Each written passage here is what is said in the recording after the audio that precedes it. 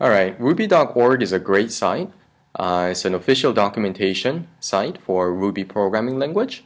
And again, Ruby has a lot of built-in functions to make things easier for you. And as we talked about, Ruby is an object-oriented programming language. And everything is an object. A string is an object, a number is an object. A string belongs to a class called string, and array belong to a class called array. But this is a site that you should bookmark, and whenever you need to do something for either a class, hash, array, which you will learn later, this is a great site to come and either look up a method or look for all the information for that class, for that particular class. So we're going to be looking at string. So let's click on string. And these are all the different methods that exist in the class string. And as you can see, there are a lot of different functions that you can leverage. So you don't have to know all of these. There are some that are more important than others. And again, you will be using probably 10% of the functions here to build 90 to 95% of the web application. Just spend some time going over the list of functions that we have below, because those are the functions that we thought were most important. But later, if you need to do something within the string, you need to manipulate a string somehow, and you don't know how to do it with the functions that you know of, then this is a great site to come. Always come to this and look at some of the methods and see if that will help you do what you need. Alright, so I'm going to put that below, and I have this Ruby file and I have a command prompt. So let's create a variable called Coding Dojo, and I can put X. So if I do this and run it, it's going to echo out Coding Dojo. I can also echo out length. Length is one of the functions that exists in class string and returns how long the string is. So if I do that and run it, it says 10. It has 10 characters, and you can count it, and it does have 10 characters. I can also do puts x class, and dot class returns the name of the class of that variable. So if I do that, then it says string. Yes, it belongs to a class called string. Alright, I can do some other methods like capitalize, and this capitalizes the first word like that.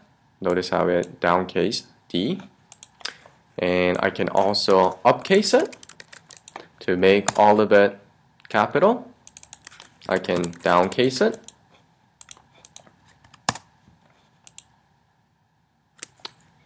Alright, and I can also do something like this, where let's say I'm looking for the index 2. So in program, everything starts with 0. So C is the 0th element of that string. That's the first index 1. That's index 2. Right? So if I do this, it's going to return D. Okay. So I can do that. Let's do include. This is one function that you're going to be using a lot. So include question mark. Question mark is part of the name of the method function. And let's see if it includes the word dojo, okay, lowercase. And this is a case sensitive function. So if I do this, it says, hey, does X include the word dojo, and returns true or false. So let's see what it does. It says false because it's case sensitive. Now if I do D capital and run it, then it says true. Okay. Now I can do some other things. Usually these question marks are used a lot of times together with if statement. So I can say this word has the word, let's say DOJ or dojo. Put this if X include the word dojo. So I can run this, and it works. Okay. Alright, and I don't even need these. It should work exactly the same. Alright. There are some other interesting functions that we'll talk about just briefly. But again, if you want to find all the list of different functions, you can always just go back to the documentation and look it up. Alright, two more functions that I'm going to cover. One is called split. So let's say I have this long string that is separated by a comma. So let's just put the names. So let's say John, Charles, Matt, Joe. Okay, so that's a string. And what I want to do is I want to split this word by comma, and this is going to return an array function. So let's just do put and xsplit. And if I run this, then it basically broke this string into multiple arrays.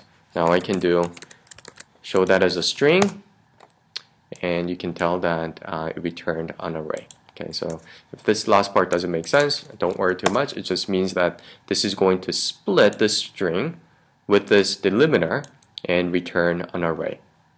Alright, so that one may come in handy later when you do some logic.